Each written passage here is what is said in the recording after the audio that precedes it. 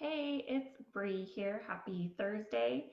It is summertime and it's smoky here and totally gross.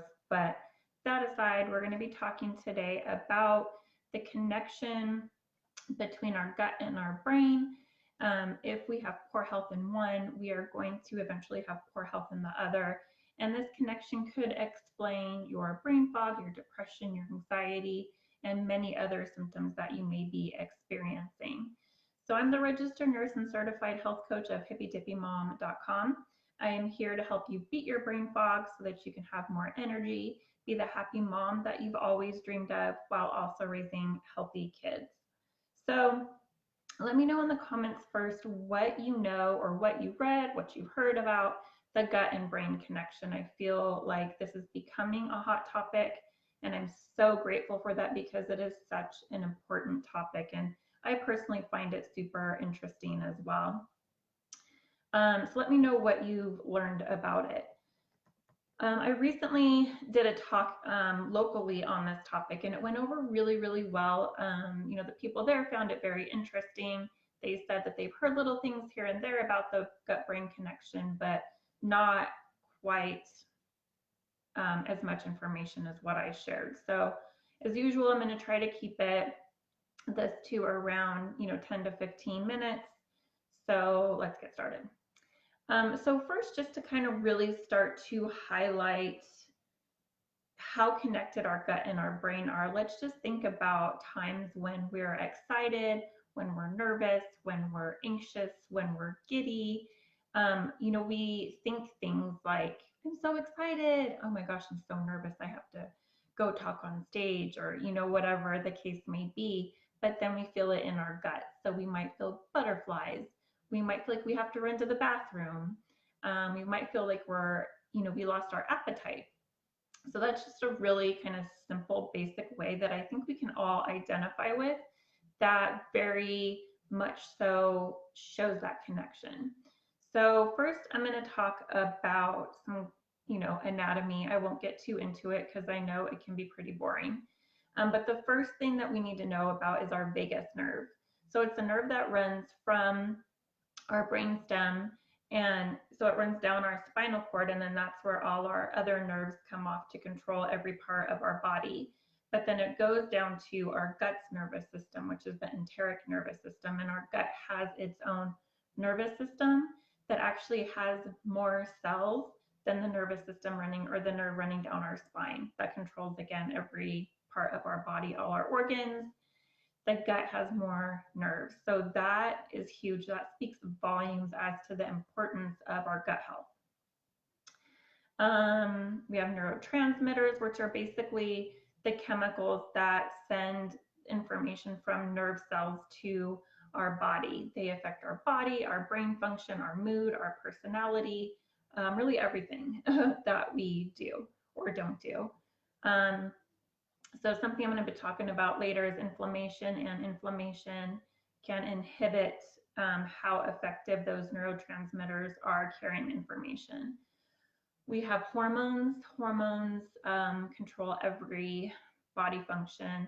Typically, we think of estrogen and testosterone, but I mean, there's insulin and cortisol, and just hormones for everything, for our appetite, if we're hungry, if we're not hungry, our thyroid hormones. I mean, just so many hormones.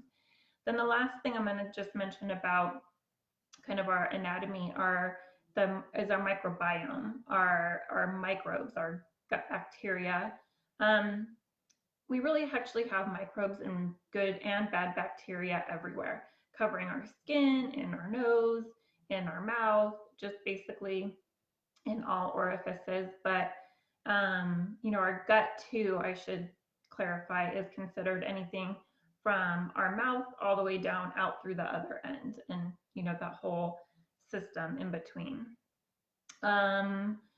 There's lots and lots of studies coming out on our gut bacteria specifically, and just how important it is. A lot of this research and studies, of course, are done on mice, but there are studies, for example, where they take an overweight mouse and don't change anything about its lifestyle. They don't change its food, how much it's eating, that it's not exercising, and all they do is they transfer some gut bacteria from a skinny mouse to the overweight mouse, and it starts to lose weight.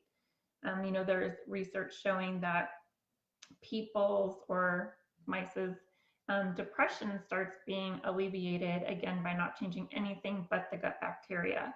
So it's super important. Um, our gut, our microbiome really helps run every single function in our body. Okay, so that's all I'm going to share about our anatomy as it relates to our gut and brain connection. Some fun facts: at least 80% of our immune system is found in our gut, which kind of makes sense because we come into contact with a lot of pathogens and bacteria and stuff from the world by what we're eating.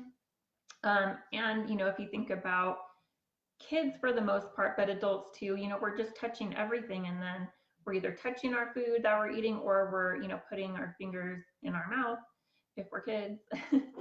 And so it makes sense that a lot of our immune system is in our gut. It has to be able to control what's coming in, kill the bad stuff, and let the good stuff in.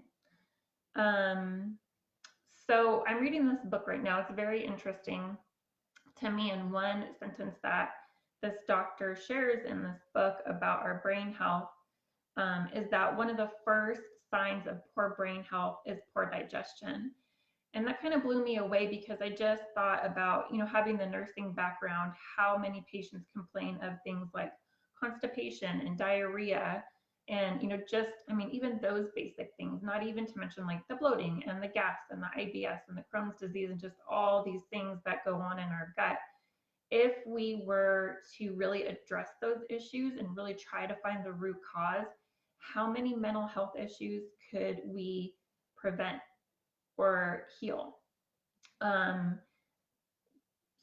Not just mental health, like diagnosable issues, but even mood swings and these personality issues. There's just so much. And then later in life, the Alzheimer's and the dementia.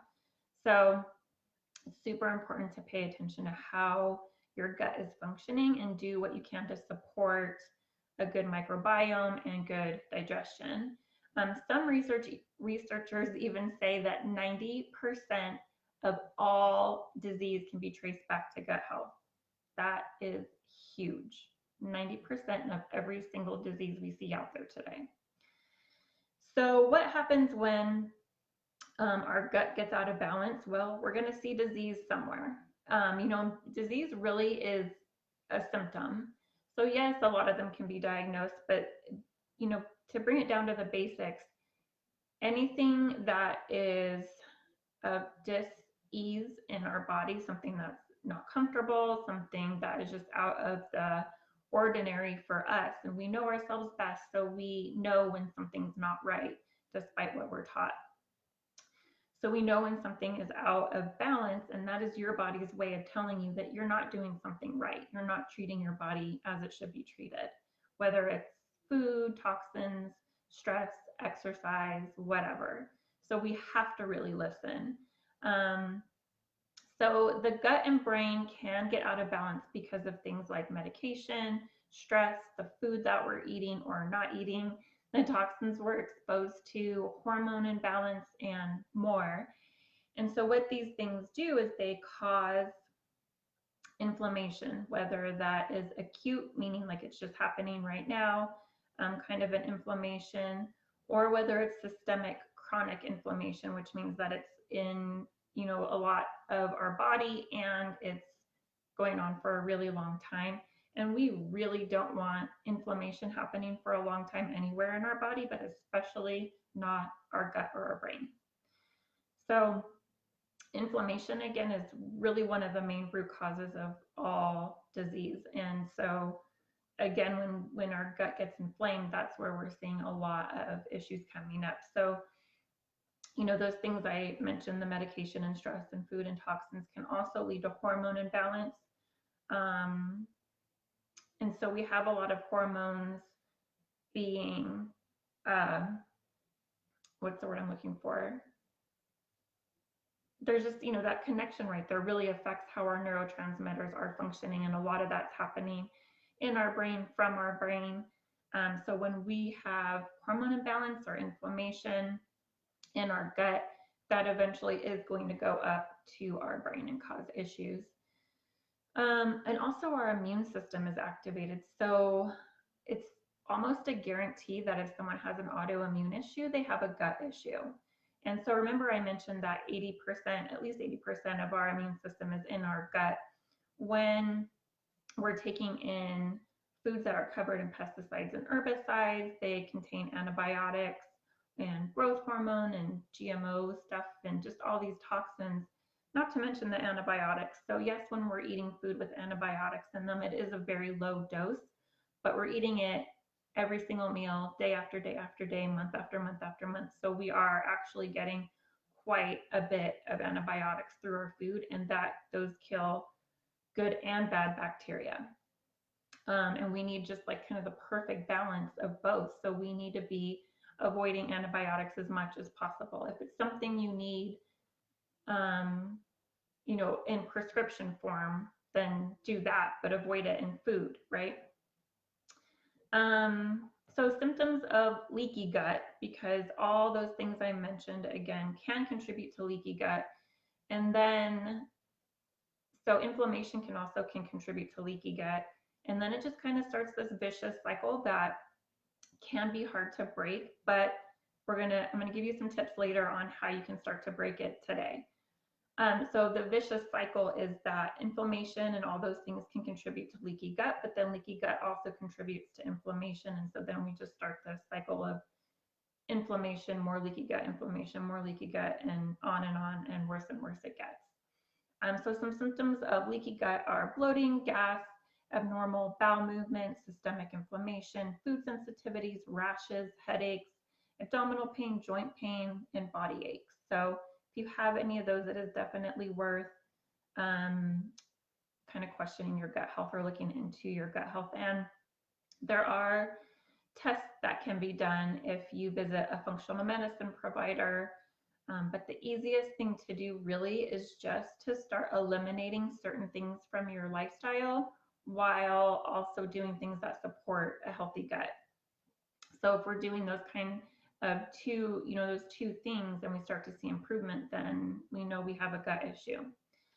So then we don't really necessarily need to spend a lot of money on tests, although I do think those are worth it because sometimes those tests can pick up things that we wouldn't really think about otherwise or know about otherwise. So like I mentioned, gut flora or poor gut health are linked to many, many diseases. Remember the statistic I gave that 90% of all disease can be traced back to poor gut health. But mood and mental health and personality issues are like without a doubt have some poor gut health connection. So then how do we fix it? So I know this goes against so many things that we're told, both as moms and healthcare professionals, but I'm going to say it here, and if it upsets you, I'm sorry, but it's really worth listening to and looking more into it, and it is to please stop being a germaphobe. Not all bacteria is bad. And what we're doing when we're washing our hands a lot, we're using, endless amounts of hand sanitizer, is we're killing it all. And not to mention that many soaps and hand sanitizers are toxic. They contain fragrance, they contain triclosan, they contain BPA from the container that they're in. So not only are we killing our good bacteria, we're also inundating our body with unnecessary toxins. And remember, we're putting things in our mouth after we touch them. So if we're using lots of hand sanitizer, that we're ingesting that basically, and then that is having an effect on our gut bacteria. So please remember that. I have a blog post about how we can stop being a germaphobe. So I will link to that in the comments. Two of the most inflammatory foods, I talked about inflammation a little bit, but two of the most inflammatory foods are gluten and sugar. So if you think you might have a gut issue, eliminate gluten and then reduce your sugar intake.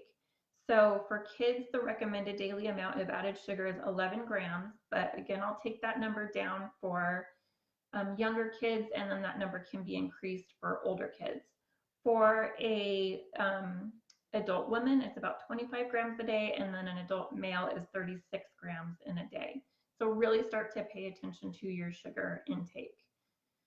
And then reduce your toxins. So I do have a free guide that I will link to as well. With it's just 101 non-toxic items. So I get asked a lot, what do you use for deodorant? What do you use for to cook in? What do you use for makeup? All these things. So I just created this list of literally 101, I counted, non-toxic items, so that you can go, oh, I need new makeup. Here's that category on that list. What does Brie use? And it's there. So I will link to that too. But toxins, I mean, they affect every cell of our body. They're getting into our brain cells, so our brain cells aren't able to function properly. They're contributing to inflammation, just all the bad things. So we need to really reduce our toxins. And then if you're interested, I also, because, I help with brain fog, so the gut-brain connection is very, very, very important. I also created a free 10-day challenge that will help you bust your brain fog. So it's mixed with videos plus, just regular emails with information. You'll get one email a day for 10 days to walk you through, simple things you can start doing now to really get through your brain fog, to start feeling more energy, to start feeling more joyful, more happiness in your life. So I will link to that as well. If you have any questions about the gut-brain connection or starting to clear your brain fog, having more energy, reducing your stress, all those things, please feel free to message me at Hippy Dippy Mom. So that's it for today, friends. Remember, as we know better, we do better. Take care.